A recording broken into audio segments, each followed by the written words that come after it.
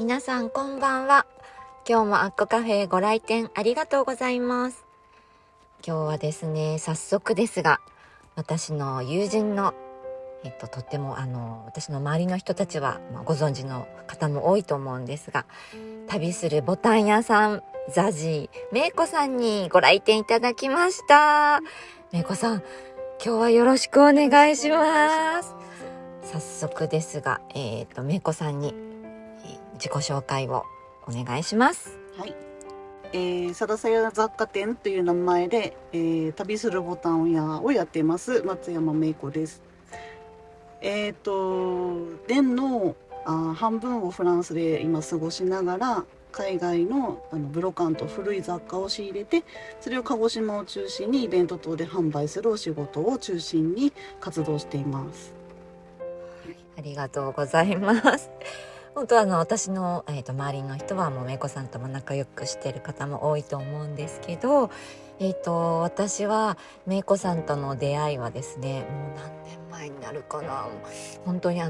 雑貨時代、雑貨がすごく流行った自宅カフェとか自宅開放型雑貨屋さんとか流行った時代にとある雑貨屋さんのお庭でボタンを売りますっていうなんかブログを見て、なんだこの可愛いボタンたち、そしてどういうことみたいなで、結構でも手作りとかも流行っていて、自分も手作りのものとかをしていたので、これは行かないとと思って、なんかそこからめいこさんのブログにたどり着いたりだとか、イベントもたくさんある時代だったので、そこに足を運んだりして、めいこさんとはちょこちょこ交流がありました。で今はめいこさんはさっきお話ししてもらったようにフランスと鹿児島を行き来してるってどういうことですかっていう本当にそんな夢みたいな生活できるんですかみたいなきっとみんなめいこさんどんな生活、どういうことって思ってる人も実は多いと思ってると思うし、それめいこさんにちょっとそこを今日は掘り下げて聞きたいなと思いまして、はい。そもそも買い付けによく行くようになったのが私が26、7歳ぐらいの時で、その時は1年に1回ぐらい、3ヶ月海外のアパートとかを借りて、そこに滞在しながら人の、現地に住んでる方の目線で、ちっちゃな雑貨、そういう現地のブロカントに行って、飲みの市とかですね、そういうところに行ってゆっくり探すっていうスタイルで古いものを安くで仕入れてるっていうのを27歳ぐらいからしてるんですけど、でもその前になぜ、ごめんね、行きたいそのめいこさんの海外にとか、そこ古いものが好きだったのは、なんか大学時代に住んでた町が古い松本市っていう長野の町だったんで、そこで古いものに目覚め、で母がもともとアンティークショップみたいなのもやってたので、そこね、それもあって古いものへの興味はあって、でもなんか母は割と和骨董だったんですけど、私はなんか海外のイギリスとかの児童文学とかが好きで、ピーター・ラビットとかもう3歳ぐらいから何度も読んでもらったりとか、世界あとお姫様の世界が大好きで、お城に行きたいとかドレス着たいとか、そういう願望がずっとあって、やっぱそれがある世界に自分も行きたいっていうのが最初の旅をするような、目的というか、それで行ってるうちになんか古いものとの可愛さみたいなのを目覚めてでこれをやっぱり日本の人に、鹿児島特に古いものを扱ってるお店が当時あまりなかったので、20年ぐらい前からですねやってるんですけど、その当時もなかったから、なんか可愛いものをみんなに知ってもらいたいなっていう、それもボタン1個100円ぐらいで買えるものだったら、ちっちゃいお子さんでもちょっとそんな高いもの買えないっていう人でも手のひらで楽しんでもらえるような、そういう古いものをなんか探してきて皆さんにお見せしたいなっていう気持ちが最初にあって、それが一つのボタンっていうのはあったですね。ご存知の方もいらっしゃると思思いますけど、お母様もまたねとっても素敵ななんと表現、そうごめんなさい、そうって言ってしまう、本当に。でもね、環境ってすごく、私もいろんな人と出会うけどね、きっかけってそうですよ本当好きね。勝手してるのは母がそのままって感じで、自分の好きなことしかしない、うんお店を始めたのも彼女やっぱ30歳ぐらいの時だったし、それを見て育って一緒にお店に立ったりとかして、で母が好きなものに囲まれて、家もそうだったしお店もそんなのって見てると、自分の好きな世界とかやりたいことって自分で作っていけばいいんだなみたいな、そういうのがもうずっと刷り込まれてたんでしょうね。まさに今ねめいこさんの生活そのものだと思うんですけど、そのフランスに行っての生活、インスタではあんまり更新しない。いやでも楽しみにしている人は本当に多くて、本当に申し訳ないんですけど、私もその海外のそういう可愛いものはとっても好きだけど、英語もできないし、行こうとか、もともと方向音痴だし、行きたい行こうっていう気にもなかなかならなかった私だけど、めいこさんの目を通して本当にこの仲良くしてるこのめいこさんが実際行って見た風景、感動したこと、なんかそういうことをインスタからすごく伝わって見る楽しみになっていて、そういう人がすごく私の周りにも多いので、またそれをちょっとめいこさんに、向こうでの生活多分めいこさんにとっては何気ない生活だけど、私たちにとってはその朝食もお昼ご飯もなんか全てが新鮮だし、知りたいね。向こうにいてびっくりしたのが、今その、ご縁があって、その年の半分向こうに行ってるのは、2019年だから、3年ぐらい前に知り合ったフランス人のちょっと彼がいるんですけど、大人がいて、その人のとこにご厄介になってるっていうのもあって、宿泊のことはあまり気にしないで滞在できるようになったっていうのは大きいんですけど、その彼とその生活する中で本当フランス人の日常の暮らしみたいなのに触れて、本当にこんなにシンプルなんだっていうのがすごいなんかもう衝撃的で、日本人ももっとこれでいいんじゃないのかなっていうことが、例えばよくあって、そのまず最初に朝ごはんが基本あんま食べないんですよ。人によると思うんですけど、すごく軽いんですよ。で朝から例えば日本ってご飯作ってお味噌汁作って、目玉焼きがあってみたいなスタンダードな日本の日本の朝ごはん、でもそれだと多いらしいんですよ、向こうの人にとっては。でその彼は特にその普通の人よりさらに少ない派なんですけど、朝は紅茶を一杯飲むだけなんですよ。朝それで起きて彼がシャワー浴びてる間に私は下に1階に降りてって、お湯を沸かしてお茶を2人分入れて、でそれを降りてきた彼と朝ごはんって言って一緒に飲む、それが朝ごはんなんですよ。そこに何か甘いクッキーが一つとかもないんですよ。それがでもそのお紅茶はこだわりのある、彼は、特にそのリプトンじゃないトワイニングのリーフティーをいつも飲むのが好きで、それをイングリッシュブレックファストとか、なんかそのストレートの、割とイギリスの紅茶を飲むことが多いですね。あんまりだから安ければ何でもいいっていう人で、でもティーバッグって高いからそこもすごい質実だなと思ったんですけど、リーフティーの方が安いしたくさん入ってるからちょっと面倒だけど、お茶を葉っぱで入れて朝それを一杯だって、それでねトースト作って目玉焼き作ってっていうのによりもリーフティーでお茶一杯入れる方がすごい楽だし、私も楽だし、でそれを2人で飲むっていう本当シンプルな。でももう私の想像の中では簡単でそういう日常だけど、もうティーポットもカップ&ソーサももう素敵なものをとっても想像して、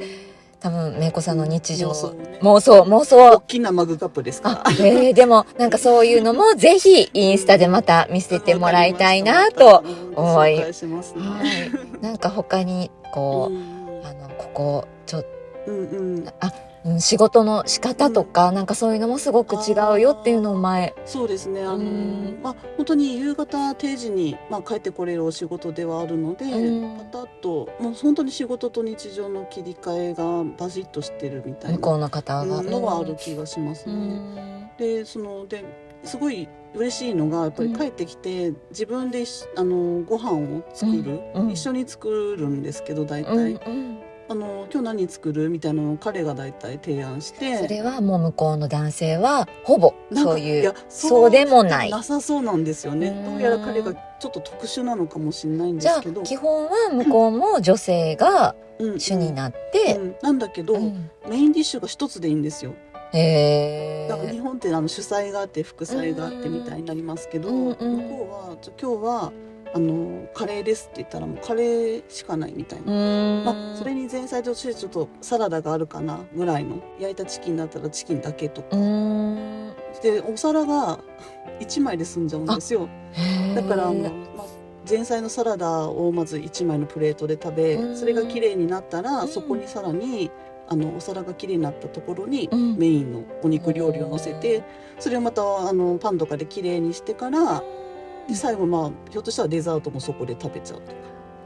でお皿を洗う数がすごく少ないちょっとそれはそうなん、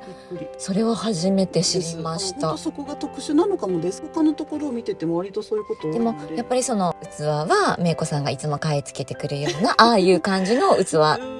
とはまたではないではないけど、本当にフランスで普通に、日本のおばあちゃん家にあったような古い器みたいな、ちょっとレトロ入ってるような感じかな。昭和40年代ぐらいの今レトロで売り出されてるような、そういうのを結構長くじっくり使う感じがあるみたいで、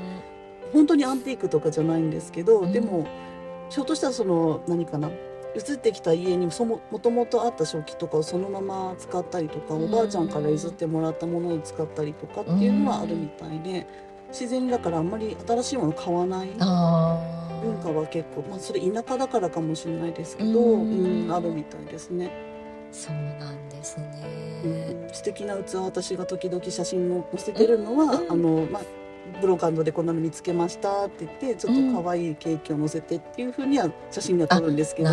あれを日常的に使いたいんですけど、でもパリで泊まったAirbnb っていう民泊の、あれで泊まったお家にあれが現役で積まれてる家もありました。だからみんなでそこ泊まった時に、もうそれでキャーキャーですよ。めっちゃ可愛いんですもんね。ほんと100年ぐらい前のお皿かけてても、それにかけててもちゃんとそれが戸棚に収まって綺麗に揃ってて、でそれを使ってみんな、パスタ作ったりとかサラダをそれに乗ったり、もうそれだけでなんかすごい素敵な食卓になっちゃうっていう、それはパリでありましたね。なんかめいこさんの話を聞いただけでもう妄想で行った気持ちにきっと皆さんもそうだと思いますけど、またぜひなんかめいこさんのその行っている時には、ぜひ発信してもらって、めいこさんにとっては何気ない日常かもしれないけど、カゴンマにいる私たちからすれば、もうとっても、もう今ね、行けない状況なので、もしでも今行った時にはどういう感じですか？それもきっとみんな知りたいと思う。どのぐらい、自宅で、フランスの今はそれこそもうマスクを公共の場でそんなにしなくてよくなってて、でただバスとか、そういう公共交通機関に乗る時だけは着用でしてないと罰金みたいな厳しさはあるんですけど、レストランとか、あと外を歩いてる、公園に行くとか、ピクニックとか、あとは外でのイベントとかではマスクの着用義務なくなったみたいなので、そこは日本とだいぶ違うですよね。そうなんですね。じゃあ次めいこさんが行くのは6月の頭に一応飛ぶことにはまたなってて、また3ヶ月ぐらいこの夏はだから鹿児島のジメジメを抜け出して向こうの一番綺麗な季節に行くっていう。それはぜひ更新してくださいねインスタを。でも私いつも思うのが、こうやってめいこさんに帰ってきた時に会うと、この体がフランスに行ってという、なんかそこがすごいなんか不思議な感じで、本当私もちっちゃくしてカバンに入れてもらっていきたいなって思うぐらいそう本当に思うんですけど、前ちょっとめいこさんが話していたこんな仕事もできたらいいなっていうことをめいこさんが言ってくれていて、例えばこの何にも右も左も何も分かんない私が人生最後に最後かわかんないけどね、海外に行きたい、そういうフランスにね行きたいってなった時に、それはもうめいこさんに連れて行ってもらいたいなって思うんですけど、そういうことって可能ですか？そうですね、本当にコロナの前に実際それが動き出したこともあったんですよね。で計画時点まで行ったんですけど、ちょっとやっぱりコロナのせいって言ったらあれですけど、なくなっちゃったんですけど、本当に海外とか、特にフランスイギリスに行きたい方、旅をしたい方のお手伝いを、してご一緒して、アテンドというか一緒に楽しむスタンスでアパートに泊まったりとか、行きたいところに一緒にお連れするっていうプラン、ちょっと本当にオーダーメイドみたいな旅を一緒に行きましょうっていう、そういうのをできるように頑張ろうとは今思ってるので、こんな旅がしたいって、実際今までですね80歳代のおばあちゃまをイギリスにお連れしたりとかで1週間イギリスの旅をしたりとか、そういう実績というかことやったこともありますので、本当こんな旅がしたいんだけどっていうのがもしあったらいつでもお気軽に相談していただけたら、本当コロナの後にですね、できたらいいなと思ってます。それだけでちょっと皆さん広がりませんか？もういけるかも人生。もう本当に妄想を形に、したいって、私もそれで旅のモチベーション保ってきたので、お城に行きたいとかシャンボール城に行きたいとか、そういうアンベルサイユで鏡の間に立ちたいとか、そういう気持ちでずっと自分が実現してきたので、それを皆さんにもぜひ体験していただきたいなって。それはツアーとかじゃなくて、プチトリアノンに行きたいって、マリー・アントワネットが合いびきしたあそこに行きたいとか、ああいう話を分かってくれる人と一緒にやっぱ行きたいんじゃないかなみたいな、そこら辺のストーリーも含めて楽しい旅をオーダーメイドの旅をできたらなっていう、その旅行業とのちょっと関係もあるので自分のできる範囲っていうのも決まってくるんですけど、でもそうやってお連れした実績もありますので、できることはあると思います。その時はぜひご相談ください。はい、よろしくお願いします。みんなきっと夢が膨らみました本当に、本当に想像を今の時点でしておいて、いつか実現したいっていう夢をプランを立てるのもいいんじゃないかなと思います。本当そうです。まためいこさんちょっとこの買い付けした分してきてるので、またイベントが今からあるんですよね。出国直前の5月の16日から22日まで、鹿児島市名山町のちっちゃな可愛いギャラリーポランカさんの3階で1週間まるまる私の今回見つけてきたフランスの雑貨とか、ボタンとかを販売する期間がありますので、ぜひその時に遊びに来てくださるとありがたいです。インスタグラムに多分告知を載せますので、ぜひいらしてください。このポランカさんもめいこさんの展示をで行くまで私も全然知らなくて、本当に可愛い喫茶室があるんですね。7席ぐらいのちっちゃなカフェなんですけど、本当に丁寧に入れたコーヒーを、素敵なマスターが入れてくださるね、隠れ家的なカフェなんですよね。ぜひそちらに行って、またこのめいこさんの話を何でもね、掘り聞いてください聞けますのでぜひ皆さん足を運んでください。今日は本当めいこさんのいろんなお話を聞かせていただいてありがとうございました。それでは皆さんも妄想を膨らませて楽しい毎日をまた過ごしましょう。それではまた1週間皆さんそれぞれにいろんなことがあると思いますが、また来週アッコカフェにご来店お待ちしております。ありがとうございました。